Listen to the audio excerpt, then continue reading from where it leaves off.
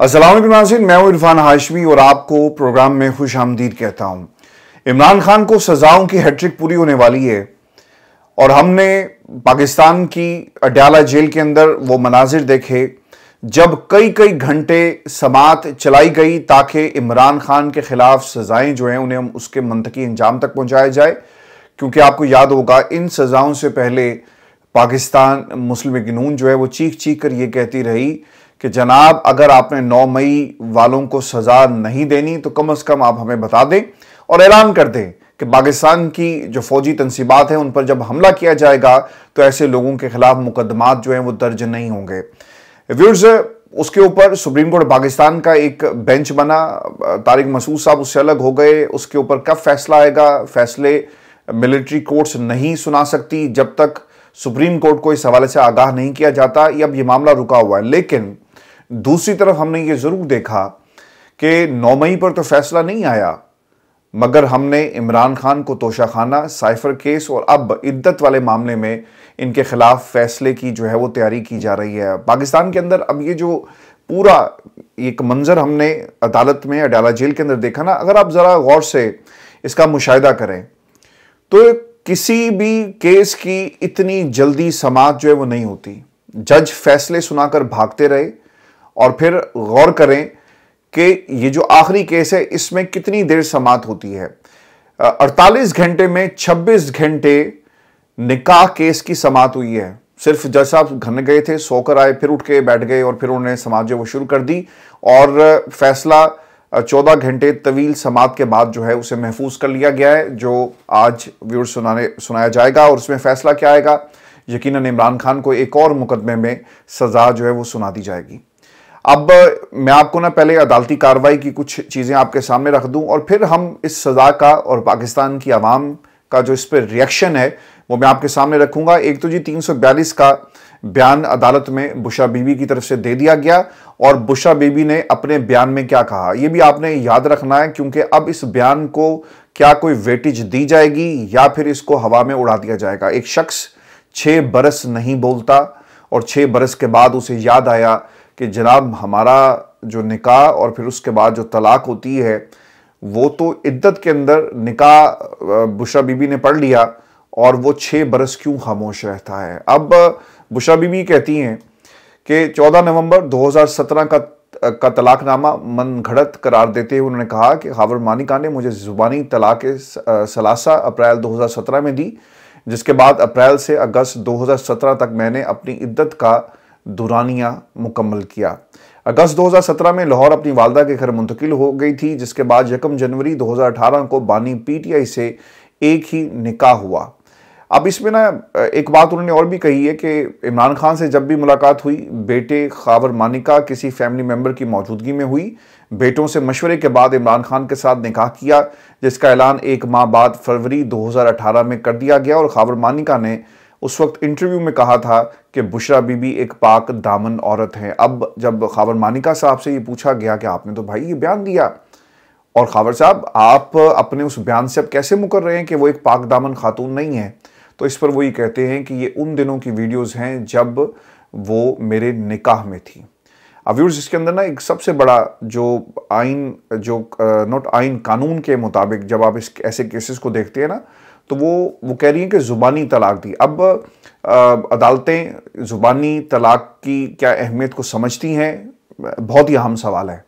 और फिर इसके बाद जब आपने ज़ुबानी तलाक दी तो उस वक्त आपके पास कौन मौजूद था, इसको भी अब एक्सप्लॉइट किया जाएगा अदालत में अपने फैसलों के अंदर, चूंकि सबूत फराहम करने होते हैं। फिर आपको मैं एक और बात बता दूं, मैंने कल भी ये कहा था कि क्योंकि ये मामला अल्लाह और उसके रसूल और इस्लाम के साथ जुड़ा हुआ है, जब आप निकाह किसी को के साथ करते हैं और इसी तरह आप किसी को जब तलाक देते हैं तो आप अल्लाह को हाजिर नाजिर जानकर अपना गवाह बनाकर जो है ये सब काम करते हैं। अब उसके अंदर जब किसी ने ज़ुबानी तलाक दे दी तो उसे जस्टिफाई वो 2 शख्सियात कर सकती हैं, फिर गवाह और फिर उसको किस तरह आगे प्रोसीड किया गया, ये तमाम इसके अंदर ना स्टेजेस हैं।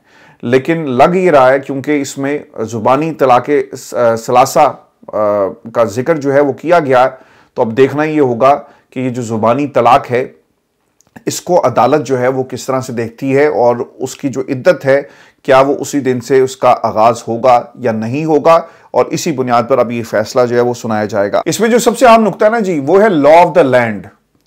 और लॉ ऑफ द लैंड ये कहता है पाकिस्तान के अंदर 3 तलाकें, और 3 तलाकें यूनियन काउंसिल में जमा होंगी, और फिर इद्दत जो उसमें तारीख लिखी गई है जिस दिन से तलाक हो गई उस दिन से वो इद्दत का पीरियड जो है वो शुरू हो जाता है। मीडिएशन भी होती है इसके अंदर, सालिस सेक्रेटरी साहब जो हैं यूनियन काउंसिल के, उन्हें मुकर्रर किया जाता है, लेकिन उस पेपर की बुनियाद के ऊपर तलाक को समझा जाता है। लेकिन मुकातिब फ़िक्र जो है पाकिस्तान के अंदर मुख्तलिफ, वो इससे जो है बिल्कुल भी एग्री नहीं करते, और वो ये कहते हैं, बाज़ ये कहते हैं कि तलाक एक दफ़ा में हो जाती है, बाज़ लोग ये कहते हैं कि 3 जो आपको स्टेजेस हैं उसकी तय करना पड़ेंगी।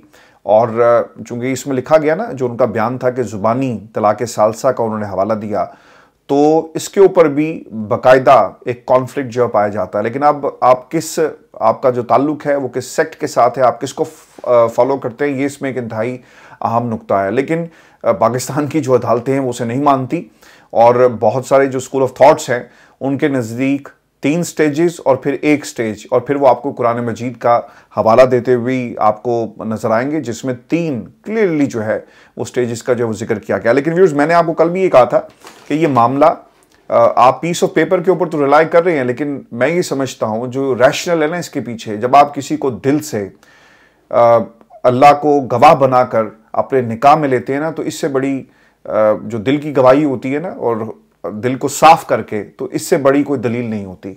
और जब आप किसी को दिल से उतार कर फेंक दें और उसे तलाक दे दें, तो वो भी अल्लाह ताला क्योंकि दिलों के भेद जानता है। तो इंसान कौन होता है, लॉ ऑफ द लैंड कौन होता है, ये सिर्फ दुनिया के जो मामलात हैं उन्हें चलाने के लिए ये कागजात जो हैं वो आपने बनाए।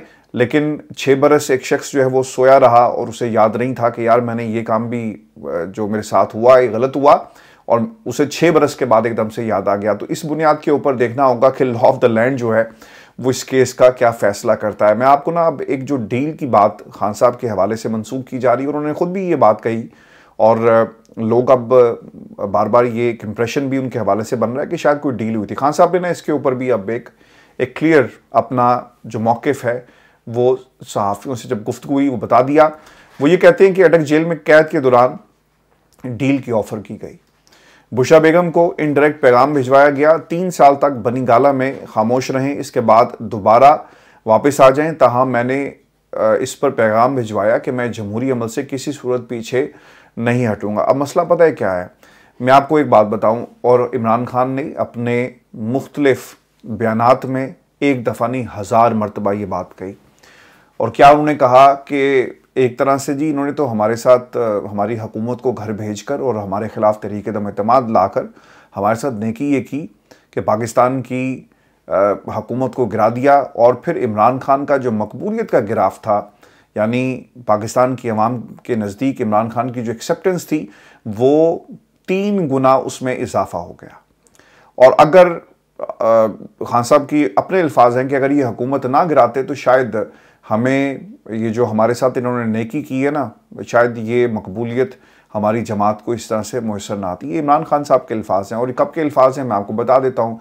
जब इमरान खान की हुकूमत गिराई गई और लोग जो है वो बाहर निकले, तो मुझे अच्छी तरह वो सीन याद है जब असद उमर साहब स्टेज पे खड़े थे और बार बार वो अपने जो उन्होंने हाथ जो थे वो मुंह पे रखते और कहते और हैरानगी का इजहार करते कि देखो दुनिया जो है, हद नज़र लोग जो हैं वो इमरान खान की मोहब्बत में बाहर निकले, क्योंकि उन्हें ये काबिल कबूल नहीं थी कि हमारी हुकूमत को, पाकिस्तान के लोगों की हुकूमत को जो है वो बाहर से बैठी हुई ताकत जो है गिरा देती है। तो ये उनके वहमो गुमान में भी नहीं था कि लोग इतनी बड़ी तादाद में बाहर निकलेंगे। अब ये जो मकबूलियत है ना खान साहब के साथ, अब ये एक तरह से ना शायद इनके लिए एक प्रॉब्लमेटिक इसलिए भी बन गई कि इमरान खान की मकबूलियत बहुत सारे लोगों से हजम नहीं हो रही। नवाज शरीफ जो 3 बार वज़ीर-ए-आज़म रहा, जिन हालात में वज़ीर-ए-आज़म रहा, यानी मुकाबला करने वाला ही कोई नहीं था, इसलिए वज़ीर-ए-आज़म बना ना, ऑप्शन ही कोई नहीं है। मुझे अच्छी तरह याद है कि पाकिस्तान में लाहौर में जब इलेक्शन के दिन आते थे तो घर में से एक ही आवाज़ आती थी जी कि किन्हों वोट पाना है, तो वो कहते थे कि अब्बा जी कहते थे कि जी नवाज शरीफ ही और कौन है।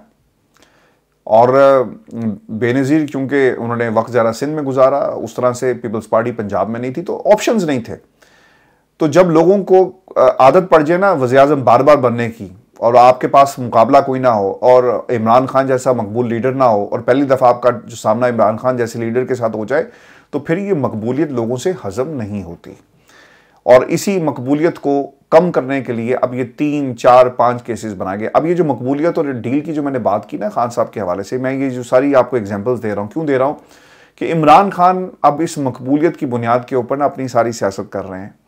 इमरान खान डील नहीं करेंगे, किसी सूरत नहीं करेंगे, क्योंकि अगर अब वो डील कर लेंगे तो फिर इतने बरस से 2 बरस तो हो गए इमरान खान को स्ट्रगल करते हुए जब से उनकी हुकूमत ख़त्म हुई, तो क्या फ़ायदा होगा।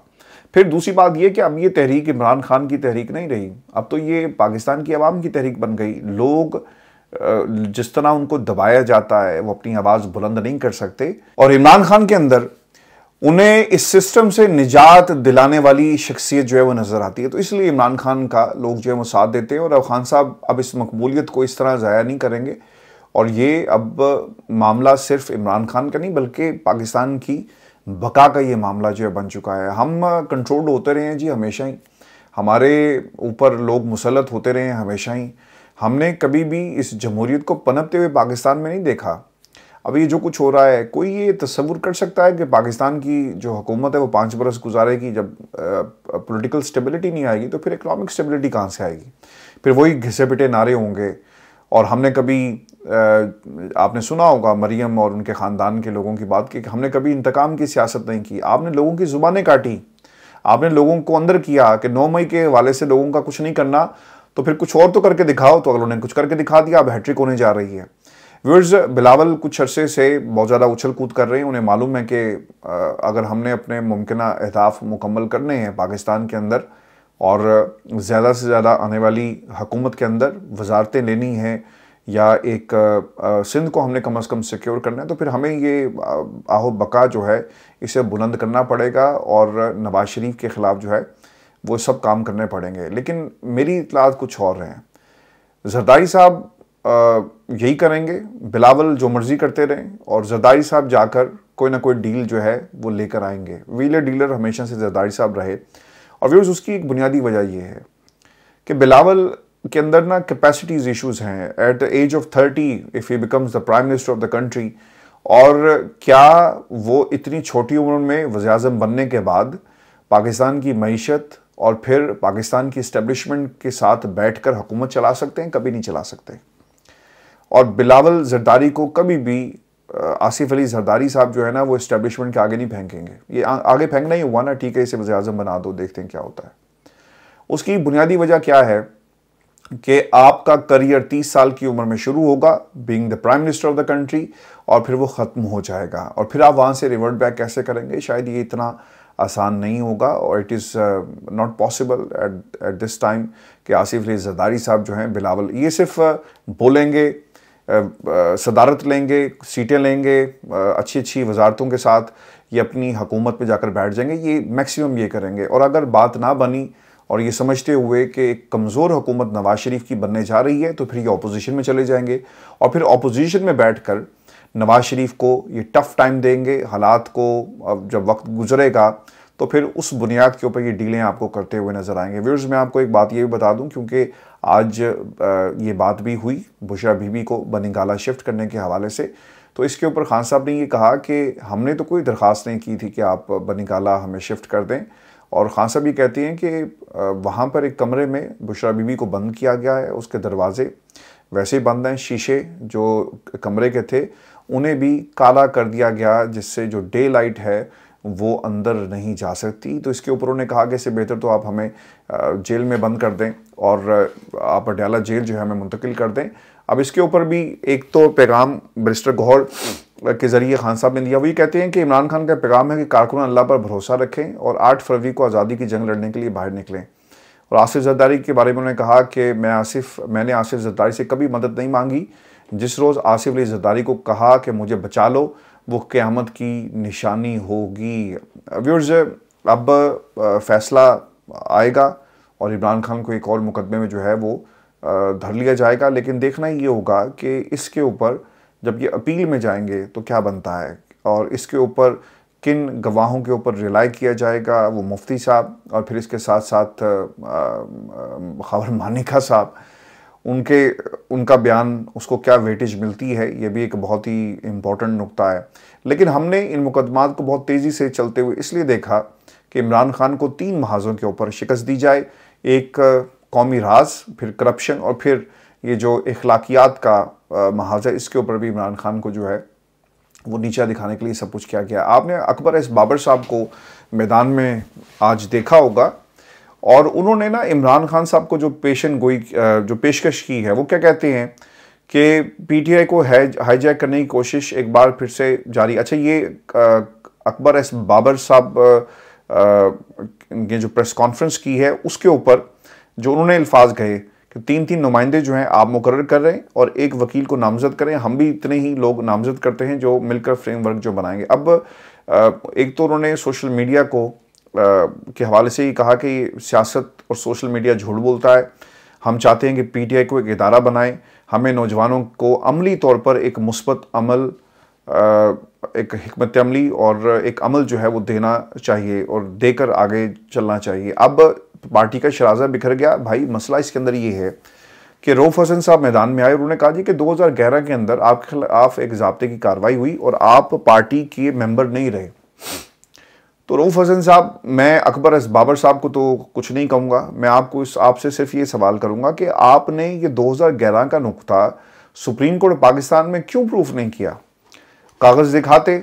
और जब मतलब हमने तो वो लाइव कवरेज देखी, हामिद खान साहब बार बार उनसे पूछा गया कि वो कागज़ दिखा दें, तो वो कागज़ क्यों नहीं दिखाया गया जिस बुनियाद के ऊपर आप ये बार बार बात कर रहे हैं, और क्यों कौम को जो है वो एक आपने लटका दिया हुआ है। और रऊफ हसन साहब आते हैं और एक पर्चा दिखा देते हैं और फिर आप जवाब देकर निकल जाते हैं, लेकिन अदालत के अंदर ये पर्चा क्यों नहीं दिखाया गया। अब ये जो बात कर रहे हैं ना रुकनीत ख़त्म होने की, और जिस तरह से उन्होंने मुखलिसाना मशवरा दिया कि वो टाउट गर्दी की राह तर्क करें और सियासत में कुछ करना है तो इलेक्शन कमीशन में अपनी एक नई सियासी जमात रजिस्टर्ड करवाकर सियासत की इस्लाह का बेड़ा उठाएं। अच्छा, मैं ये समझता हूँ कि अकबर एस बाबर साहब जिस जमात के बारे में फॉरेन फंडिंग का इल्ज़ाम लगाते रहे, फिर लोगों के ऊपर कहते रहे सारे करप्ट हैं, तो फिर भाई आप इस ऐसी जमात में करना क्या चाहते हैं? जाएं अपनी एक जमात बनाएं और लोगों की इस्लाह करें, कोई आपको नहीं रोकेगा। अगर आप अच्छी बातें करेंगे हम भी उसे लोगों तक पहुंचाएंगे। ऐसे कैरेक्टर ना व्यूअर्स कुछ अरसे में अपनी मौत वैसे ही मर जाते हैं। सियासी मंजरनामे पर आपको इनका किरदार जब कोई इस्तेमाल करता है फिर टिश्यू पेपर की तरह आप उठाकर फेंक देते हैं, यही होगा। और मुझे अकबर एस बाबर का कोई मुस्तकबिल को इतना रोशन नज़र नहीं आता जिस तरह वो पाकिस्तान तहरीक इंसाफ पर कब्जा करने की कोशिश कर रहे हैं। अब खान साहब से भी ये सवाल पूछे गए तो उन्होंने ना एक तो बात ये कही कि तमाम लोग इस वक्त इलेक्शन कैंपेन कर रहे हैं, बहुत सारे लोग इस वक्त छुपे हुए हैं, और इस जमात के अंदर हम ये चाहते हैं कि लोगों को, यानी जो जेन्युइन इनके वर्कर्स हैं, जो मेंबर्स हैं, उनको पार्टी के अंदर ओहदे दिए जाएं, ना सवाए बल्कि उन लोगों को जिनका पार्टी में कोई किरदार नहीं है। और इसमें सबसे बड़ी बात ये भी थी कि आपने बैरिस्टर गौहर को एक कारकुन थे बना दिया, लेकिन इसका ना एक बहुत बड़ा पार्टी के अंदर से ना लोगों ने इसके ऊपर तनकीद भी की कि आप हामिद खान को क्यों नहीं बनाते रहे। फिर उसके साथ साथ वो लोग जो इस वक्त अंडरग्राउंड हैं उनके हवाले से भी कहा गया कि आप उनको बना देते। लेकिन कन्फ्यूजन और जिस तरह से खान साहब जितनी देर से अंदर हैं और रहेंगे, ये कन्फ्यूजन ना मज़ीद बढ़ेगी। तो इसको ख़त्म करने के लिए इमरान खान ने अब ये ऐलान किया है कि पार्टी के इंट्रा पार्टी जो इलेक्शंस हैं वो नहीं करवाए जाएंगे, और अब जब केसेस और फिर ये इलेक्शन हो जाएंगे फिर देखा जाएगा। तो इसमें इसका मतलब ये हुआ कि ये जो इलेक्शन और सिंबल की बात है, इनको मालूम है कि इन्होंने नहीं देना, आप बेशक पार्टी इलेक्शन करवा कर भी आ जाएं। तो इमरान खान ने अब दोनों चीज़ों को रोकने के लिए ये सब कुछ किया। लेकिन अब पार्टी का जो इंतखाबी निशान है जो नहीं मिला, अब इसके पार्लियामेंट के ऊपर क्या असर पड़ेगा और लोगों को कैसे रोका जाएगा, उसके ऊपर भी पीटीआई को खुद भी ये बात मालूम है कि ये आज़ाद उम्मीदवार हैं और इनका पीटीआई से कोई ताल्लुक़ नहीं है कागज़ों के ऊपर। वैसे तो पीटीआई के सपोर्ट में ये वोट भी ले जाएंगे, सब कुछ इन्हें मिलेगा, लेकिन ऑन पेपर पीटीआई का इनसे कोई ताल्लुक नहीं है, क्योंकि आपको निशान जारी नहीं किया गया। और इसी के ऊपर सलमान अकरम राजा साहब जब इलेक्शन कमीशन के पास गए तो उन्होंने भी ये बात कही थी कि रजिस्टर्ड जमात ज़रूर है, इसको वेबसाइट पे ये मौजूद भी है, लेकिन चूँकि सिंबल आपके पास मौजूद नहीं है तो हम ये नहीं लिख सकते कि आपका ताल्लुक पाकिस्तान तहरीक इंसाफ के साथ है। व्यूअर्स, आपको अगली खबर ये भी दे दें कि असद कैसर साहब ने नवाज शरीफ साहब को चैलेंज किया। नून लीग और पीपल्स पार्टी आपस में चैलेंज खेल रही थी, तो असद कैसर साहब भी आए और उन्होंने कहा कि मैं भी चैलेंज देता हूं। उन्होंने क्या चैलेंज दिया कि इमरान खान ने कुछ दिन पहले जेल से कहा था कि मुझे एक बार इलेक्शन से पहले बाहर निकाल दें और एक इज्तिमा की इजाज़त दे दें, मैं आपको बताऊंगा कि पाकिस्तान की आवाम जो है वो किसके साथ खड़ी है। और फिर इन्होंने ये कहा कि तहरीक इंसाफ को आज अगर पंजाब में जलसों की इजाज़त मिल जाए तो मुखालफिन की ज़मानतें ज़ब्त हो जाएंगी। आप में अगर थोड़ी भी हिम्मत है तो इमरान खान को छोड़ो और PTI से पाबंदी हटाओ, फिर हकीकत जो है वो सामने आ जाएगी। नवाज शरीफ ने खुद पीछे हटकर अपने भाई को आगे कर दिया, जो चापलूसी करता है, चापलूसी करता भी है। और फिर मैं आपको एक और बात भी बताऊं कि एक्सेप्टेंस है जी नवाज शरीफ की in comparison to Nawaz Sharif, Shahbaz शरीफ की एक्सेप्टेंस है पाकिस्तान की इस्टेब्लिशमेंट के नज़दीक। और मैं उस दिन का इंतज़ार कर रहा हूँ जब आपको भी शायद इंतज़ार होगा कि जब नवाज शरीफ साहब एंटी इस्टेब्लिशमेंट होकर दोबारा से बोलना शुरू करेंगे। और वो ज़्यादा दिन दूर नहीं है, महीनों की बात है जी, जब इन्होंने एंटी इस्टेब्लिशमेंट बयानिए जो है वो अपनाने हैं। पाकिस्तान के अंदर खान साहब के ख़िलाफ़ जिस किस्म की कैंपेन्स चल रही हैं ना, अब पता ये चला है कि अलीमा खान को भी नोटिस जो हैं वो जारी कर दिए गए हैं। और FIA ने ये नोटिस जो है वो जारी किया और उसमें कहा क्या गया है कि जी अलीमा खान के ख़िलाफ़ इंक्वायरी का हुक्म धमकियों, इंतशार और खौफ व हरास फैलाने पर किया गया। यार, एक खातून कितना का खौफ व हरास फैलाएगी, क्या क्या कुछ करेगी और क्या क्या कुछ आप कर सकते हैं। ये होना था जी, और इसलिए हुआ क्योंकि इमरान खान इनका बस चले ना तो ये बनी गाला की हवा के ऊपर भी केस कर दें, वहाँ के जो दरख्त हैं उनके ऊपर भी केस हो जाए, और जो लोग इमरान खान के साथ वाबस्ता है उन सब पर केसेस हो जाएं। इसकी एक बुनियादी वजह यह है ना कि इमरान खान को मुकम्मल क्रश करना है। ये उसी एक सिलसिले की कड़ी है। अलीमा खान बोलती हैं बाहर आकर और उनके बयानात मौजूद हैं, और शायद ये बयानात जो हैं वो कुछ लोगों को पसंद नहीं आ रहे। अब अलीमा खान के ऊपर भी केस चलेगा। अगर आप गौर करें ना, ये पूरी जो टाइम लाइन है केसेस की, खान साहब के ऊपर मुकदमा, उनकी पार्टी के लोगों के ऊपर मुकदमात बने, खान साहब के मुलाजमीन के ऊपर मुकदमात बने, इमरान खान के साथ थी जो थे उन्हें वादा माफ़ गवाह बनाया गया, भांजे को उठा लिया गया, वो भी मिलिट्री कोर्ट के अंदर। अब अलीमा खान की बारी जी इसलिए आ गई है क्योंकि ये बोलती हैं और इनको बोलने की अब ये सज़ा जो है वो मिलेगी। आपको याद होगा कि जमैमा के ऊपर भी इसी तरह केस जो है ना, इसी तरह की कैंपेन्स चलाई गई और जमैमा को अल्टीमेटली पाकिस्तान जो है वो छोड़ना पड़ा। और फिर भी जो दूसरी बात थी कि अगर खान साहब के दोनों बेटे पाकिस्तान में होते तो इन लोगों ने ना उनके ऊपर भी मुकदमात बना देने थे।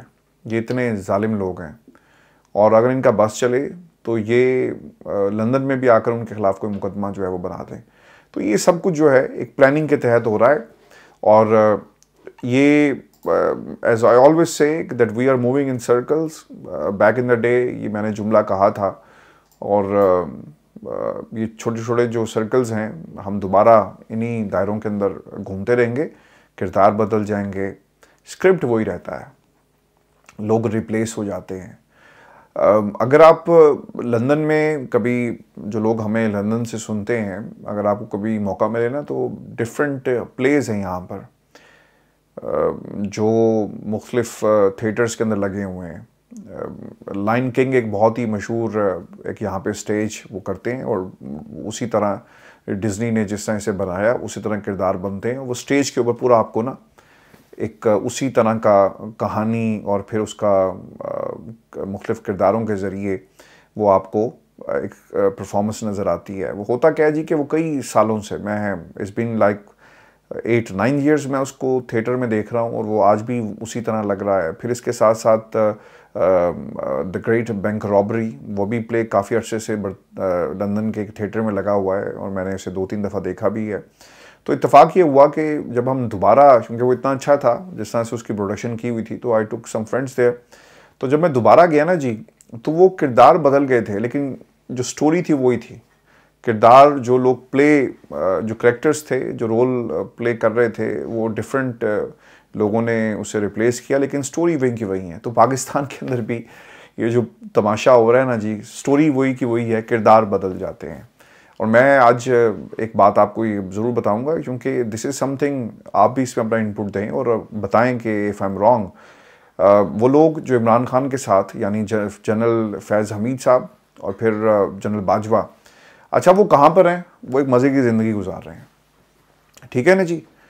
खान साहब को आज ये कहना पड़ा कि यार मेरे तो ज़हन में भी नहीं था कि मैं इसे आर्मी चीफ बनाना चाहता हूँ, ठीक है, लेकिन हकाइक जो है ना, जो मैं ये समझ पाया हूँ अब तक, पिछले जो 3-4 बरसों की जो सियासत पाकिस्तान के अंदर हमने देखी, जो खबरें हम तक पहुँचती हैं, जनरल फैज़ हमीद का एक बड़ा किरदार रहा, लेकिन जनरल फैज़ हमीद को नोटिसेस और समन तक जारी जो है वो नहीं होते, बुलाया नहीं जाता, घर से बैठ के वो चिट्ठी लिखते हैं, चले जाते हैं। पिस कौन रहा है? इमरान खान। कहाँ है इमरान खान? आज जेल में है। और पाकिस्तान, और पिस इस इमरान खान के साथ कौन रहा है? पाकिस्तान की कौम। और पिस कौन रहा है? पाकिस्तान का वो वोट बैंक जो तलाश कर रहा है कि भाई खान साहब और उनकी जमात के को हमने वोट डालना है, लेकिन वो मैदान में मौजूद नहीं है। पिस कौन रहा है? पाकिस्तान की जमहूरियत। और फ़ायदा कौन उठा रहा है? नवाज शरीफ जैसे किरदार। और क्योंकि नवाज शरीफ साहब ने हमेशा पाकिस्तान की इस्टेब्लिशमेंट की सियासत की, पीपल्स पार्टी भी करती रही, जहाँ से फ़ायदा मिलता है ले लेते हैं, लेकिन मानते नहीं हैं ये लोग, ठीक है। अल्टीमेटली सियासतदान के साथ जो कुछ हो रहा है, इमरान खान इसकी एक सबसे बड़ी एग्जांपल है। But where is Faiz Hamid? Nobody knows. And where is general Bajwa? सबको पता है, लेकिन कोई इसके ऊपर बात जो है वो नहीं करता।